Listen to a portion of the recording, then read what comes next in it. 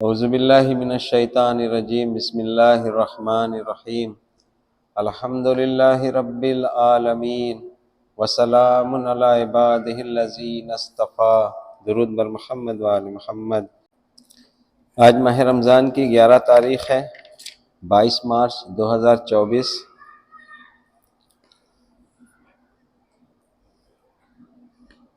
ہم لوگوں کی گفتگو کا جو عنوان ہے وہ ہے قرآن نظام زندگی۔ اس کے لیے ایک آیت کو روز ہم لوگ تلاوت کرتے ہیں، اسی کے ارد گرد بات ہوتی ہے۔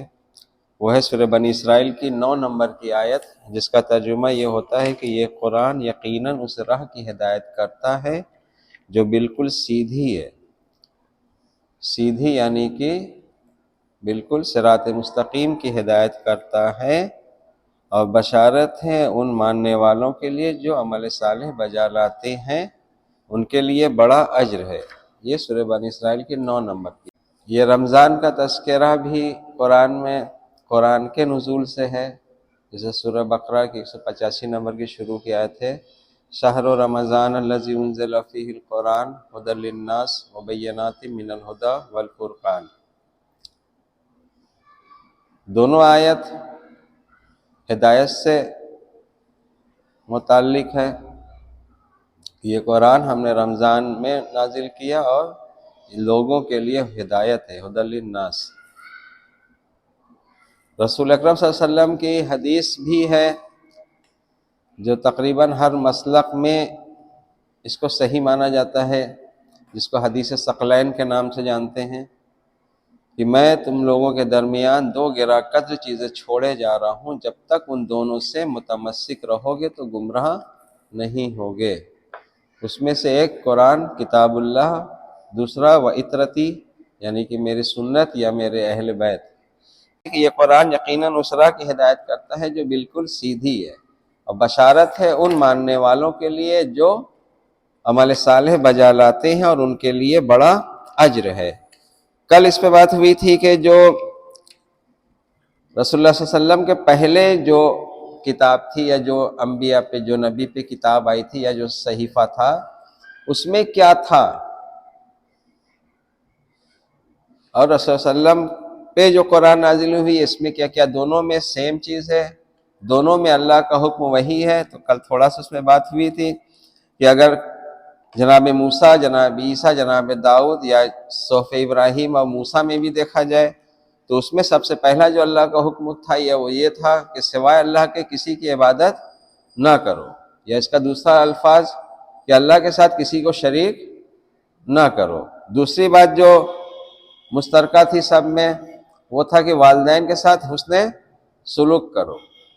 تو اب یہی چیز ہم قرآن سے دیکھتے ہیں، تو اس کے لیے جیسے قرآن یہ ہدایت کرتا ہے ایسے راستے کی جو بالکل سیدھا ہے، تو اس سیدھے راستے کی ہدایت کے لیے اب ہم آتے ہیں، ایک قرآن کی ہدایت لیتے ہیں سورہ بقرہ کی آیت نمبر 1 سے لے کے 5 تک، جو تقریباً ہر قرآن پڑھنے والوں کو منہ زبانی یاد بھی ہوتا ہے۔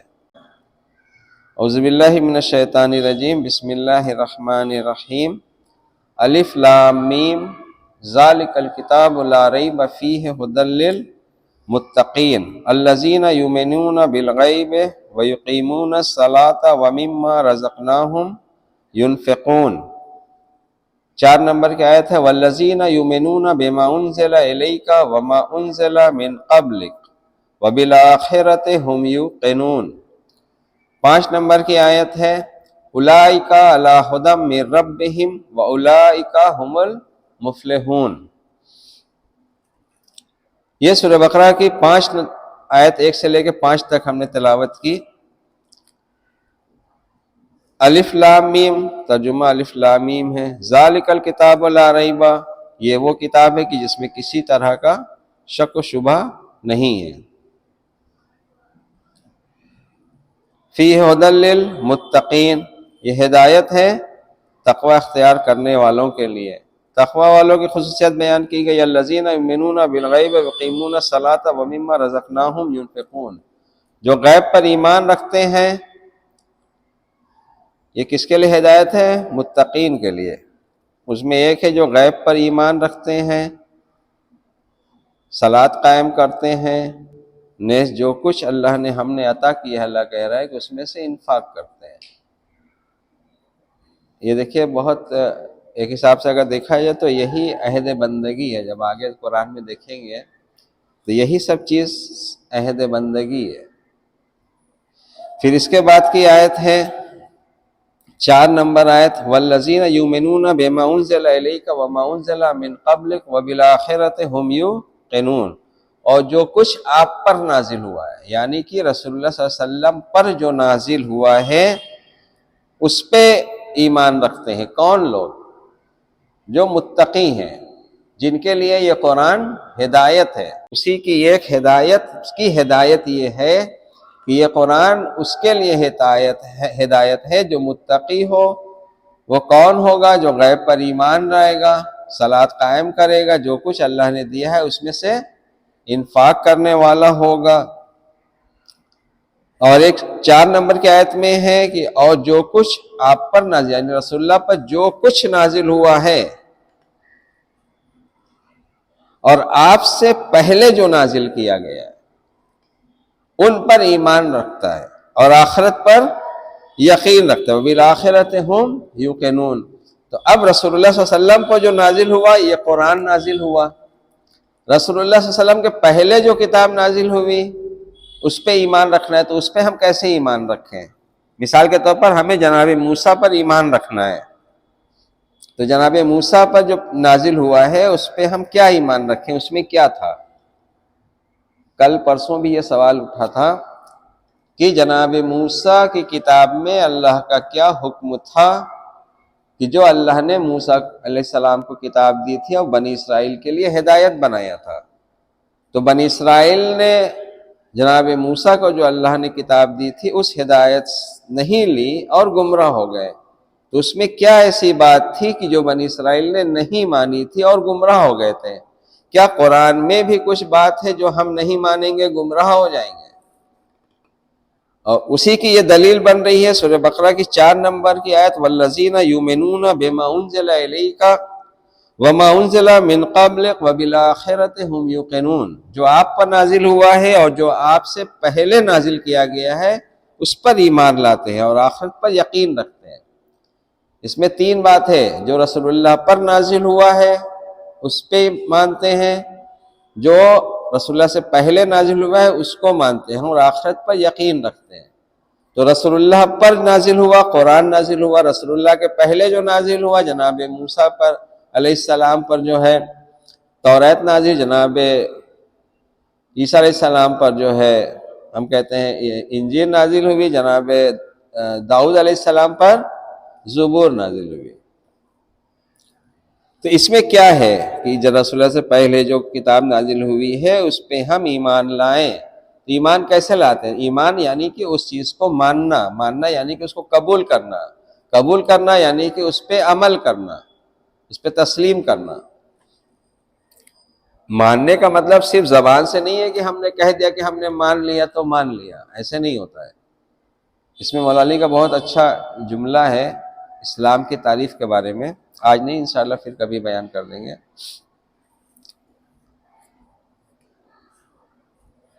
تو اب جناب موسیٰ کو جو کتاب اللہ نے دی وہ بنی اسرائیل کے لیے ہدایت تھی، اور بنی اسرائیل کا تذکرہ قرآن میں جتنی قوموں کا تذکرہ ہے ان میں سب سے زیادہ تذکرہ بنی اسرائیل کا ہے۔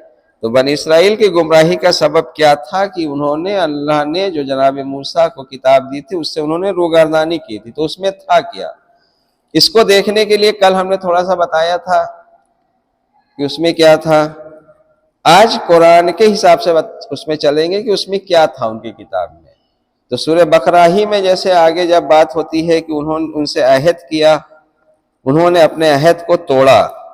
اب اس کے لیے ایک آیت ہے سورہ بقرہ کی ہی 83 نمبر کی آیت ہے، اس کو ہم دیکھیں گے تو اس میں سے ہمیں اندازہ ملے گا کہ اس میں کیا تھا۔ 83 نمبر کی آیت جو ہے سورہ بقرہ کی، بسم اللہ الرحمن الرحیم، وَإِذْ أَخَذْنَا مِيثَاقَ بَنِي إِسْرَائِيلَ لَا تَعْبُدُونَ إِلَّا اللَّهَ وَبِالْوَالِدَيْنِ إِحْسَانًا وَذِي الْقُرْبَى وَالْيَتَامَى مساکین وقولوا للناس حسنا واقیموا الصلاۃ وآتوا الزکاۃ ثم تولیتم الا قلیلا منکم وانتم معرضون۔ اور جب ہم نے بنی اسرائیل سے عہد لیا، کس سے عہد لیا؟ بنی اسرائیل سے، جناب موسیٰ علیہ السلام سے نہیں۔ جناب موسیٰ علیہ السلام کو اللہ نے کتاب دی، اور اس کتاب کا عہد اللہ نے بنی اسرائیل سے لیا۔ جیسے آج رسول اللہ صلی اللہ علیہ وسلم کو اللہ نے کتاب دی، اس کتاب کا عہد ہم سے لیا گیا کہ ہم نے یہ عہد لیا کہ ہم اس کی اتباع کریں گے، رسول اللہ صلی اللہ علیہ وسلم پر جو نازل ہوا ہے اس کی پیروی کریں گے۔ ایسے ہی اللہ نے جناب موسیٰ کی جو قوم تھی بنی اسرائیل سے عہد لیا تھا، تو وہ عہد کیا تھا؟ ان کی کتاب کی پیروی کرنا عہد تھا۔ ان کی کتاب میں کی خالص ترین جو تعلیم تھی وہ کیا تھی؟ وہ اس کا تذکرہ ہے جو اللہ نے عہد لیا تھا۔ اس میں ہے کہ اللہ کے سوا کسی کی عبادت نہ کرو، لا تعبدون الا اللہ، اللہ تعالیٰ کہ اللہ کے سوا کسی کی عبادت نہ کرو۔ عبادت کے لیے یہ سورہ بقرہ میں پہلے شیطان کا بھی واقعہ ہے کہ جو تیری پیروی کرے گا تو سمیت جہنم میں ڈال دوں گا۔ تو بات تکرار کرنے سے تھوڑا سمجھ میں بھی آتی ہے۔ تو شیطان کی اتباع کیا ہوئی کہ اللہ کے حکم کو نہ ماننا، یعنی کہ اللہ نے جو حکم دیا ہے اس کو نہ ماننا، یہ شیطان کی پیروی ہے۔ اور اللہ نے کہا بھی ہے کہ جو تیری پیروی کرے گا تو سمیت جہنم میں ڈال دوں گا۔ تو شیطان کی پیروی جہنم میں لے کے چلی جائے گی۔ تو شیطان کی پیروی کیا تھی یہ واضح ہو چکی ہے بات، لیکن پھر بھی آج کہہ دیتے ہیں، الگ الگ دن کی الگ الگ ویڈیو بنتی ہے۔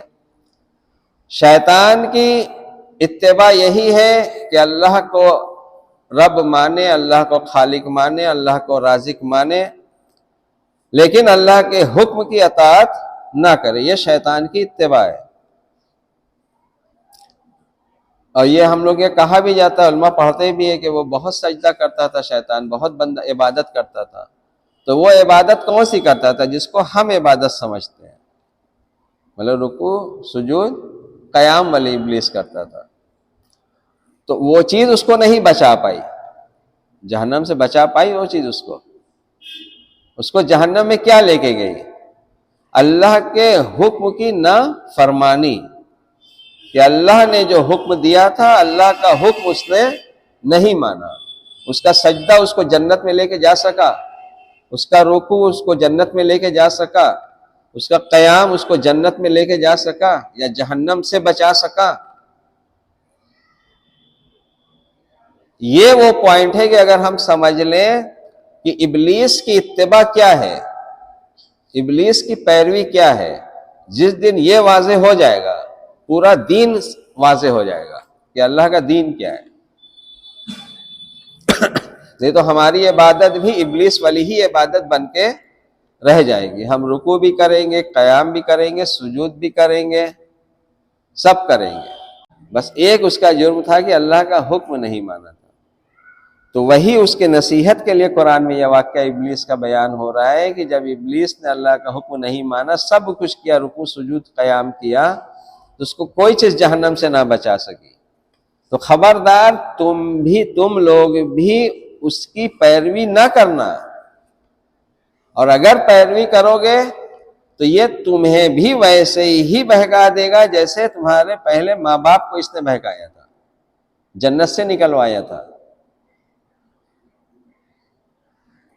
اب یہ سب قرآن کی جتنی باتیں ہیں یہ سب کس لیے ہوتی ہیں؟ یہ اس لیے ہوتی ہے کہ انسان اگر متوجہ ہو گئے اپنی غلطی کی طرف تو فوراً اس کی توبہ کر لے۔ جیسے رسول اللہ صلی اللہ علیہ وسلم کی زبانی ہم نے بتایا تھا کہ سورہ ہود کی جو شروع کی آیت ہے کہ تم لوگ اپنے گناہوں کی توبہ کرو۔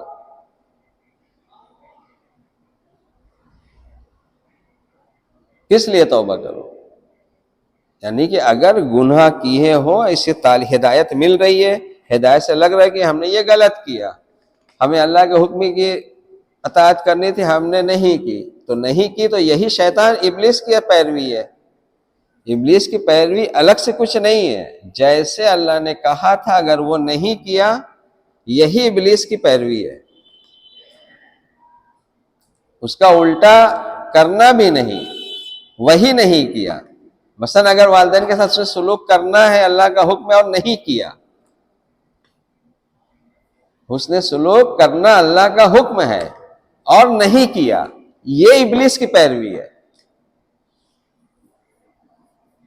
بات پہ غور کریے، اللہ کا حکم ہے کہ والدین کے ساتھ حسن سلوک سے پیش آؤ، بات کرو تو نرم لہجے میں کرو، تو اب جب اللہ کا حکم نہیں مانیں گے تو اس کا الٹا ہی تو ہوگا، تو یہی ابلیس کی پیروی ہے۔ اور اسی کے لیے قرآن میں جگہ جگہ بات ہے کہ خبردار ابلیس کی پیروی نہ کرنا۔ اور اللہ نے جو پہلے قانون بنایا تھا جناب آدم حوا کو جو زمین میں بھیجا تھا تو اس وقت یہی کہا تھا۔ دیکھیے قرآن کی جو آیتیں ہیں، ہم لوگوں کی یہاں، ہم لوگ اہل تشیع، ہم لوگ کی اتنی مجلس ہوتی ہے کہ شاید کسی اسلامی فرقے میں جتنا بھی مسلک ہوگا، اتنے مجلس، مطلب مجلس کا مطلب کہ بیٹھ کے لوگ بات کریں قرآن کی، اہل بیت کی، دین کی، تو اتنا مجمع، اتنا بیٹھنا کسی بھی اور قوم میں نہیں ہے۔ تو یہ کیا ہے؟ یہ اللہ کی نعمت ہے کہ نہیں ہے؟ نعمت ہے۔ اللہ کا کیا قرآن میں حکم ہے کہ تم میرا شکر کرو میں اضافہ کروں گا۔ تو اگر نعمت کا ہم صحیح استعمال، شکر کیا ہوتا ہے کہ اس نعمت کا صحیح استعمال کرنا۔ جیسے کہ اس کا شکر کیا ہے؟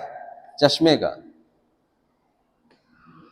چشمے کا شکر یہ ہے کہ ہم نے بنوایا ہے تو اس کو ہم لگا کے یہ پڑھیں، اس کا استعمال کریں جہاں اس کا استعمال ہونا ہے۔ اسی طرح دولت ہے تو دولت کا شکر کیا ہے؟ تجوری میں رکھ کے ہم کہیں، سب سے کہیں کہ اللہ کا کرم ہے، مولا کا کرم ہے، مولا کی عطا ہے، یہ شکر ہے اللہ کا؟ نہیں۔ آپ کی ضرورت پوری ہو گئی ہے، آپ ضرورت مند تک اس کو پہنچا کے اس کا شکر ادا کریں اللہ کا، تب اللہ اس میں اضافہ کرے گا۔ اسی طرح ہم لوگ کے اگر مجلس نعمت ہے تو اس کا شکر کیسے ہوگا؟ اس میں ہنسی مذاق کر کے اس کا شکر ہوگا، یا اس میں جو مقصد کے تحت امام نے قربانی دی تھی اس مقصد کو ہم بیان جب تک کریں گے تب اس کا شکر ہوگا۔ تو کیا ہم شکر ادا کر رہے ہیں قرآن کے حساب سے مجلس کا؟ تو جب شکر نہیں کر رہے ہیں تو اللہ وہ نعمت لے گا یا نہیں لے گا؟ یہ ممکن ہے کہ کسی کو برا بھی لگے، لیکن برا لگنے کی بات ویسے ہے نہیں، بات بہت سمپل سی ہے کہ جس چیز کا جو استعمال ہے وہ نہ کیا جائے تو یہی اس کی ناشکری ہے۔ تو اگر مجلس کا ہے تو مجلس کی ناشکری نہیں کرنا چاہیے، اس کا شکر یہی ہے کہ اس سے معاشرے کو اللہ کے دین کی طرف لانا ہے، اللہ کے دین کی طرف معاشرے کو لانا ہے مجلس کر کے، اس کو کربلا سنا کے، واقعہ سنا کے کہ کیا تم اس دین پہ، اس قانون کو اپنا قانون زندگی جینے کا بنانا پسند کرتے ہو جس کے لیے امام نے قربانی دی ہے؟ کیا تم بزنس کرو گے تو کیا اللہ کے دین کے حساب سے بزنس کرو گے جس کے لیے امام نے قربانی دی ہے؟ کیا جب تمہارا باپ مرے گا مال چھوڑ کے تو اس کا ترکہ تقسیم کرو گے اللہ کے دین کے مطابق کرو گے جس کے لیے امام نے قربانی دی ہے؟ یہ بات ہوتی ہے مجلس میں۔ مجلس میں ہم کیا کرتے ہیں؟ ادم جیسے کہ وہ ہوتا ہے کہ آدھا حصہ اس کا جو ہے مذاق والا ہوتا ہے، آدھا حصہ اس کے بعد سیریس والا ہوتا ہے، بس اس کے بعد کچھ نہیں۔ وہ اپنے گھر چلے گئے، پڑھنے والے پیسہ لے کے، سننے والے اپنے گھر چلے گئے، ماتمی انجمن اپنے گھر چلی گئی۔ اگر یہی کام اگر بزنس کیا جائے، ہم لوگ کو ایک معاشرے کے سب لوگ مل کے ایک بزنس کیا جائے، ٹھیک ہے، اور بزنس میں آ کے بزنس کی بات نہ کیا جائے، خالی ادھر ادھر کی بات کر کے آدمی چلا جائے، تو کیا کہا جائے گا اس کو؟ کیا کہا جائے گا کہ یار بیٹھو تو کوئی کام کی بات کرو، فالتو بات کیا کر رہے؟ تو یہی قرآن جو ہم نے کہا کہ فالتو بات کیا کر رہے، مطلب کام کی کرو، قرآن اسی کو لہو و لعب کہتا ہے۔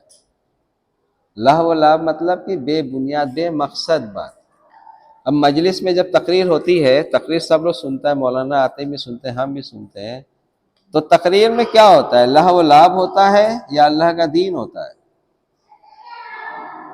اگر اللہ کا دین ہو تو اللہ کا دین قوم کا بچہ بچہ جانے گا کہ نہیں جانے گا؟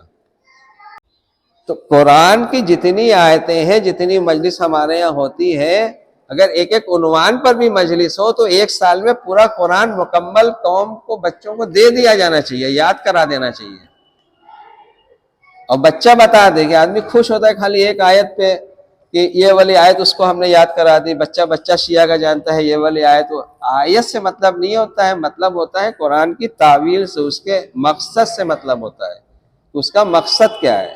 جیسے یہ ایک مقصد بتایا قرآن میں ہے کہ خبردار شیطان کی اتباع نہ کرنا، تو شیطان کی اتباع کیا مجلس میں واضح ہوتی ہے؟ کیا یہ ان کا مطلب کام نہیں ہے کہ اس کو وضاحت کریں کہ شیطان کی اتباع کیا ہے؟ جب شیطان کی اتباع اگر وضاحت کرتے تو کیا معاشرے میں عام طور سے یہ ہوتا؟ والدین کے ساتھ جو ہوتا ہے، یا معاشرے میں بزنس آدمی کرتا ہے تو بزنس میں ایک دوسرے کو لوگ نقصان پہنچاتے ہیں، تو یہ کیوں ہو رہا ہے؟ کیونکہ اس کو ابھی وہ اللہ کی جو کتاب میں جو اللہ کا حکم مین ہوتا ہے، ابھی وہ بتایا ہی نہیں جا رہا۔ یہ مجھے بہت افسوس ہو رہا ہے بتانے میں، مطلب خوشی نہیں ہو رہی ہے کہ ہم اس بات کو کر رہے ہیں۔ ایسا نہیں ہے کہ ہمارے یہاں کے علماء نے نہیں لکھا ہے، جو قرآن ہم پڑھ رہے ہیں ترجمہ، یہ ہمارے یہاں ہی کے جو علماء نے اس کو ترجمہ کیا ہے، انہوں نے ہی تو تفسیر میں لکھا ہے۔ تو اب چینل ہوتا ہے نا ایک، جیسے ہمارے بڑے عالم ہیں، مراجع کرام ہیں، قرآن کی تفسیر لکھنے والے، یہ تو پبلک میں آتے نہیں ہیں، دھیان دیجئے اس پہ۔ کوئی مراجع کرام آ کے مجلس پڑھتے ہیں؟ کوئی جو قرآن کی تفسیر لکھا ہوا عالم ہوتا ہے وہ آ کے مجلس پڑھتا ہے محرم میں، یا ایسے ہے؟ ہم مولانا کس کو کہتے ہیں؟ جو علم دین حاصل کر کے آیا ہے۔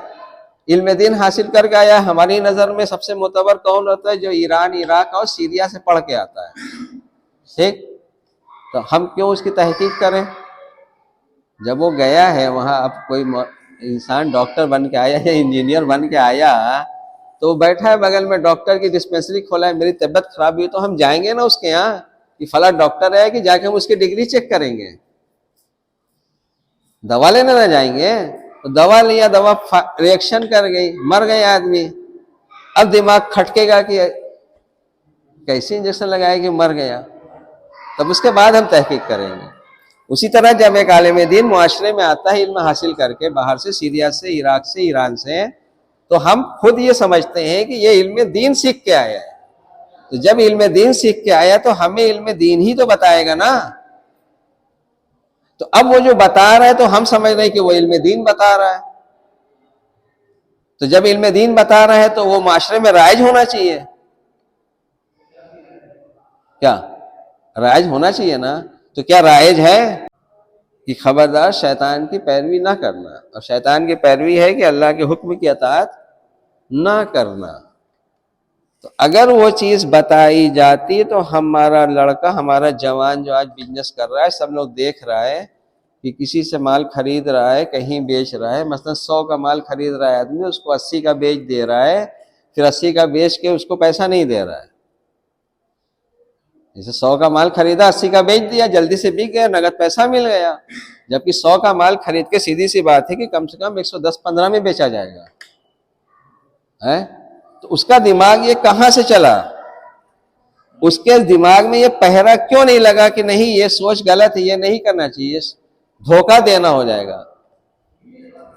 قرآن کی اگر وہ آیت ہے، جگہ جگہ جناب شعیب علیہ السلام کا واقعہ قرآن میں ہے، دیکھیں ہم اپنے ٹریک پہ ہیں کہ اگر جو علماء ہمارے یہاں مجلسیں پڑھتے ہیں، اگر ہمیں یہ قرآن اور اہل بیت کی حدیث بیان کریں تو کیا ہم دین پر رہیں گے یا نہیں رہیں گے؟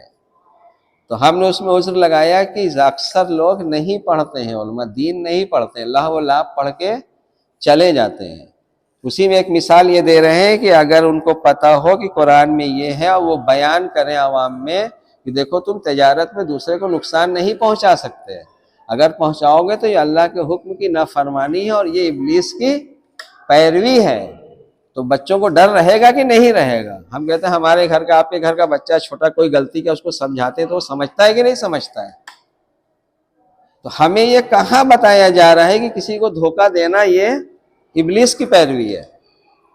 اس کو تو معاشرے میں اور چالاک سمجھا جاتا ہے، کہا جاتا ہے وہ چالاک آدمی ہے، مطلب جتنا جس کو دھوکہ دے دیا اتنا زیادہ چالاک۔ بہرحال یہ دوسری طرف بات چلی جائے گی، ٹاپک پہ آتے ہیں۔ تو رسول اللہ صلی اللہ علیہ وسلم کو جو اللہ نے نازل کیا رسول صلی اللہ علیہ وسلم پر، وہ قرآن رسول صلی اللہ علیہ وسلم سے پہلے جو نازل کیا اس پہ بھی ایمان لانا، یہ سورہ بقرہ کی 4 نمبر کی آیت ہے۔ اور آخرت پر یقین رکھنا ہے۔ جب آخرت پر یقین رکھ لیں گے تو اس کے بعد کیا ہے؟ اولئک علی ھدی من ربہم واولئک ھم المفلحون، یہی وہ لوگ ہیں جو ہدایت پر ہیں اپنے رب کی طرف سے۔ کون لوگ؟ جو رسول اللہ پر نازل ہوا ہے اس کو مانتے ہیں مطلب اس پہ عمل کرتے ہیں، اور جو رسول صلی اللہ علیہ وسلم سے پہلے نازل ہوا ہے اس پہ ایمان لاتے ہیں، یعنی کہ اس پہ عمل کرتے ہیں۔ تو کل اور پرسوں کی بات اگر یاد ہو تو کیا رسول صلی اللہ علیہ وسلم کے پہلے جو بھی کتاب نازل ہوئی تھی اور قرآن میں اللہ کا حکم ایک ہی ہے یا الگ الگ ہے؟ ہم کیسے مانیں گے، کیسے ایمان لائیں؟ مثلا رسول اللہ علیہ وسلم کے پہلے جناب عیسیٰ کی کتاب، جناب موسیٰ کی کتاب، جناب داؤد علیہ السلام کی کتاب، تو اس پہ ہم ایمان کیسے لائیں؟ ہمیں جب پتہ لگے گا کہ اس میں کیا تھا تب تو ایمان لائیں گے۔ بات دیکھیے، جب ہم کہہ رہے سنیے تو سب دماغ میں جو ہے پہلے نکال دیجئے کنارے، اب خالص بات سنیے، بھلے آپ کو میری بات بعد میں غلط ثابت کر دیجیے گا، لیکن بات کو سن کے اس کے بعد کسی سے پوچھئے کہ ایسے سے یہ کہہ رہے ہیں۔ ہم پیسہ والا نہیں کر رہے ہیں، ہم اس لیے کر رہے ہیں کہ بات سن کے اس پہ آپ لوگ ہیں بچے، اس پہ غور کریں، آگے سوال کریں کہ کیا یہ بات غلط کہہ رہے ہیں؟ بات سمجھ لیں، کیونکہ ہم قرآن کی بات کر رہے ہیں نا، اہل بیت کی بات کر رہے ہیں، مولانا بھی آتے ہیں تو وہ بھی وہی بات کر رہے ہیں۔ تو معاشرے میں ایسا کیوں لڑکا پیدا ہو رہا ہے ہمارے اسلام کہ جو دوسروں سے مال خریدتا ہے پیسہ نہیں دیتا ہے، پیسہ مار دیتا ہے؟ تو کیا یہ ابلیس کی پیروی نہیں ہے؟ تو جب قرآن میں صاف صاف ہے کہ خبردار ابلیس کی پیروی نہ کرنا، تو ابلیس کی پیروی ہی ہے کہ اللہ کی عبادت، اللہ کی بات نہ ماننا، اللہ کا حکم نہ ماننا، یہی ابلیس کی پیروی ہے۔ تو اللہ کا حکم ہے کہ تجارت میں دوسرے کو نقصان مت پہنچاؤ، تو یہ بات بھی تو ہمارے عالم نے ہمیں نہیں پہنچائی کہ قرآن میں یہ اللہ کا حکم ہے۔ آپ لوگ کوئی جانتے ہیں؟ بتائیے، اتنا لوگ بیٹھا ہے، ہماری بات غلط ثابت کر دیجئے اگر کوئی جانتا ہو تو، کہ تجارت میں دوسرے کو نقصان پہنچانا یہ ابلیس کی پیروی ہے۔ کوئی جانتا ہے اس سے پہلے جو ہم بتا رہے ہیں ابھی؟ آپ جانتے تھے؟ آپ جانتے تھے؟ آپ جانتے تھے؟ آپ جانتے تھے؟ آپ جانتے تھے کہ تجارت میں دوسرے کو نقصان پہنچانا ابلیس کی پیروی ہے؟ اب بتائیے، تو ہم جب رسول اللہ صلی اللہ علیہ وسلم پر جو کتاب قرآن نازل ہوئی ہے ہم اس میں نہیں جان رہے کہ کیا چیز ہے، رسول اللہ صلی اللہ علیہ وسلم سے پہلے جو نبی گزرے ہیں، جو اللہ کی کتاب یا صحیفہ ہے اس میں کیا تذکرہ ہے، اس میں کیا اللہ کا حکم ہے، وہ ہم نہیں جان رہے ہیں۔ اور قرآن یہ کہہ رہا ہے سورہ بقرہ کی 4 نمبر کی آیت، جو آپ پر نازل ہوا ہے اس پہ ایمان لاتے ہیں، آپ سے پہلے جو نازل ہوا ہے اس پہ ایمان لاتے ہیں اور آخرت پر یقین کرتے ہیں۔ ہم کیسے ایمان لائیں جناب موسیٰ پر جو نازل ہوا تھا؟ اور جب تک ایمان نہیں لائیں گے تب تک ہدایت نہیں ملے گی۔ یہ قرآن کی آیت ہے۔ تو ہم کیا مانیں، کیسے مانیں، کہاں جائیں جناب موسیٰ کی بات پتہ کرنے کے لیے ان کی کتاب میں کیا تھا؟ وہی اس میں سورہ بقرہ کی جو 83 نمبر کی آیت ہے اس میں تھوڑا سا اس کی ہنٹس ہے کہ جناب موسیٰ کی کتاب میں کیا تھا، ٹھیک ہے؟ اور یہ بات آگے بڑھے گی، سورہ بقرہ میں ہے، پھر سورہ انعام میں بھی آئے گی، پھر یہی بات پورا ڈیٹیل میں سورہ بنی اسرائیل میں بھی آئے گی۔ سورہ بقرہ قرآن کا وہ سورہ ہے کہ جس میں پورے قرآن میں جو کچھ ہے اس کی شارٹ سمری جیسے نہیں ہوتی ہے، جیسے کلپ ہوتی ہے کہ پورے بڑا پروگرام ہو اس کی چھوٹی سی کلپ بنا دی جائے، سورہ بقرہ اس طرح سے ہے. اس کو جب دھیان سے پڑھیں گے تو قرآن میں جتنی باتیں ہیں، جتنا واقعہ پیش کیا، سب ٹوٹل اس میں شارٹ فارم میں ہیں. تو اسی طرح شارٹ فارم میں یہ بتایا گیا ہے کہ رسول صلی اللہ علیہ وسلم کی پہلے جو کتاب تھی جناب موسیٰ کی کتاب میں کیا تھا کہ جو بنی اسرائیل سے عہد لیا تھا اللہ نے یہ کرنا ہے، وہی عہد اللہ نے ہم سے بھی لیا ہے. رسول اللہ صلی اللہ علیہ وسلم کی جو امت ہے، جو قرآن کو ماننے والی ہے، وہی عہد ہم سے بھی لیا ہے. وہ کیا تھا وہ سن لیجئے. اور جب ہم نے یہ سورہ بقرہ کی 83 نمبر کی آیت ہے، اور ہم نے بنی اسرائیل سے عہد لیا کہ اللہ کے سوا کسی کی عبادت نہ کرنا، مطلب کہ اللہ کے سوا کسی کے حکم کی اطاعت نہ کرنا. ٹھیک ہے، اب اللہ کا حکم کیا ہے؟ والدین کے ساتھ احسان کرو. ٹھیک، پہلا حکم اللہ کا کیا ہے؟ والدین کے ساتھ احسان کرو. دوسرا حکم کیا ہے؟ قریب ترین رشتہ داروں کے ساتھ احسان کرو. اب میری گفتگو اگر یاد ہوگی پچھلے 4-5 دن کی تو اس سے ملا لیجیے کہ دین کتنا ہے آپ کے لیے، بس اس سے زیادہ نہیں ہے. والدین سے شروع ہوا، والدین کے ساتھ احسان کرو، قریب ترین رشتہ دار کے ساتھ احسان کرو، جس میں قرآن میں آتا ہے ذی القربہ، قرآن میں بہت سی آیت آتی ہے نا. اس کے بعد ہے والیتامی، اور یتیموں کے ساتھ احسان کرو، والمساکین، اور مسکین کے ساتھ احسان کرو. اور لوگوں سے بات کرو تو حسن گفتار سے بات کرو، پیش آؤ. اور صلاۃ کو قائم کرو اور زکوٰۃ دیا کرو. ٹھیک ہے، پھر چند افراد کے سوا تم سب نے روگردانی کر لی. اس سے کس سے کہا جا رہا ہے؟ بنی اسرائیل سے، جناب موسیٰ کی قوم سے. کہ یہ عہد لیا تھا جناب موسیٰ نے اپنی قوم سے. اب رسول اللہ صلی اللہ علیہ وسلم کے ٹائم میں یہ اللہ نازل کر رہا ہے وہی بنا کے رسول اللہ پر کہ جناب موسیٰ نے یہ عہد لیا تھا، ہم نے لیا تھا تم لوگوں سے یہ عہد کہ یہ کرو گے، لیکن تم میں بہت چند لوگ تھے جو صرف اس کو عمل انجام دیا ہے، باقی لوگ لہو و لعب میں لگے تھے، سب نے روگردانی کی ہے. تو آج رسول اللہ صلی اللہ علیہ وسلم کی امت اگر ہم لوگ ہیں تو ہم لوگ کو کیا ہے؟ مین ہدف کیا ہے ہمارا؟ قرآن کی یہ تعلیم ہے، ہمیں بتایا جا رہا ہے کہ یہی تعلیم ہے قرآن کی کہ اس کے ساتھ کسی کو شریک نہ کرنا، اسی کی بندگی نہ کرنا، اس کی عبادت کرنا، یعنی کہ اس کے حکم کی اطاعت کرنا. تو اس کا پہلا حکم کیا ہے اللہ کا جناب موسیٰ کی کتاب میں؟ کہ والدین کے ساتھ حسن سلوک کرنا. قرآن کیا کہہ رہا ہے؟ اسی کو آگے بڑھائیں گے، سورہ انعام میں لے کے جائیں گے 151 نمبر سے 153 نمبر کی آیت تک. اس کے بعد یہی چیز سورہ بنی اسرائیل میں لے کے جائیں گے 17 نمبر کا سورہ، اس میں آیت نمبر 22 سے لے کے 39 نمبر تک، یا اس سے آگے بھی لے کے جائیں گے. یہی سب چیز ملے گی پورا ڈیٹیل میں. یہ جو اللہ کا حکم ہے، اللہ کا حکم ہے ان کے لیے، والدین کے لیے ہے. دھیان سے سنیے، اللہ کا حکم جو والدین کے لیے ہے، قریب ترین رشتہ دار کے لیے ہے، مسکین کے لیے ہے، یتیم کے لیے ہے، پڑوسی کے لیے ہے. ٹھیک، یہی دائرہ ہر انسان کے ساتھ ہے کہ نہیں؟ یہ پورے دنیا میں ہم بجٹنیہ بنارس میں رہ رہے ہیں تو ہمارے والدین ہیں کہ نہیں؟ ہمارے قریب رشتہ دار ہیں کہ نہیں؟ ہمارے پڑوسی ہیں کہ نہیں؟ یتیم ہمارے آس پاس ہے کہ نہیں؟ مسکین ہمارے آس پاس ہے کہ نہیں؟ اچھا، کوئی جنگل میں جا کے رہ رہا ہے، جنگل کی جو بستی ہوتی ہے تو ان کے ماں باپ ہیں کہ نہیں؟ ان کے قریب ترین رشتہ دار ہیں کہ نہیں بھائی بہن؟ ان کے پڑوسی ہیں کہ نہیں؟ ان کے میں بھی کوئی یتیم ہے کہ نہیں؟ مسکین ہے کہ نہیں؟ ہے کہ ہے نا؟ تو یہ اللہ کا قانون ہے، یہ ہر جگہ ملے گا آپ کو. اور اس کو چھوٹا مت سمجھیے. ہو سکتا ہے آج بات نہ سمجھ میں آئے، کوئی لڑکا بڑا ہو فہم لگائے سوچے تو 25 سال بعد میری نہیں قرآن کی بات ہے.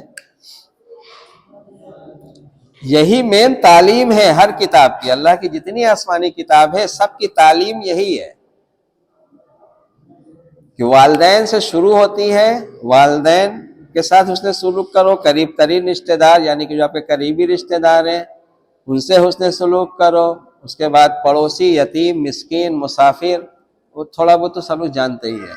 تو یہ ویسا نہیں ہے کہ ہم مثال کے طور پر ہم بہت نمازی، ہم نماز پڑھ رہے ہیں، ہم مسجد میں پوری رات رہ رہے ہیں، ہم بہت اللہ کے عبادت گزار ہیں، بس ہم نے تھوڑا سا جو ہے ماں باپ کو جھڑک دیا. ویسے تو ہم اللہ کی عبادت کر رہے ہیں، ایک چھوٹا سا عمل کر دیا. پڑوس میں وہ مسکین تھا، ہم نے اس کو جھڑک دیا، یتیم کو جھڑک دیا، اس کو ضرورت تھی، اس کی ضرورت کو ہم نے پورا نہیں کیا. باقی ہم نماز تو رات رات بھر کھڑے ہو کے پڑھتے ہیں، اللہ کی عبادت تو کر ہی رہے ہیں. یہ جو کانسیپٹ ہے یہ یہودی والا کانسیپٹ ہے. یہودی یہی کرتے ہیں کہ ماں باپ مر گیا تو باپ کی میراث میں لڑکی کو بھی ترکہ میں حصہ نہیں دیتے. کسی بھی اللہ کے قانون کو اگر بچا کے رکھنا ہے تو اس پہ عمل کر کے بچ سکتا ہے. مثلا اللہ کے قانون میں ہے کہ کن سے آپ نکاح نہیں کر سکتے، تو ہم اس پہ عمل کر رہے ہیں یا نہیں کر رہے ہیں؟ عمل کر رہے ہیں تو وہ قانون بچا ہے یا نہیں بچا ہے؟ کیا آج کوئی اپنی پھوپھی سے نکاح کرتا ہے؟ تو اس پہ ہم عمل کر کے نہ ثابت ہے. اور عمل نہ کریں تو کیا ہوگا؟ غور کریے. تب اسی طرح اللہ کا قانون ہے کہ باپ کے ترکے میں بیٹی کا آدھا طے کرو، اس کا ڈبل لڑکے کا. اگر یہ قانون پہ عمل کر کے اگر اس کو ہم حفاظت میں رکھیں گے تب یہ محافظت میں رہے گا.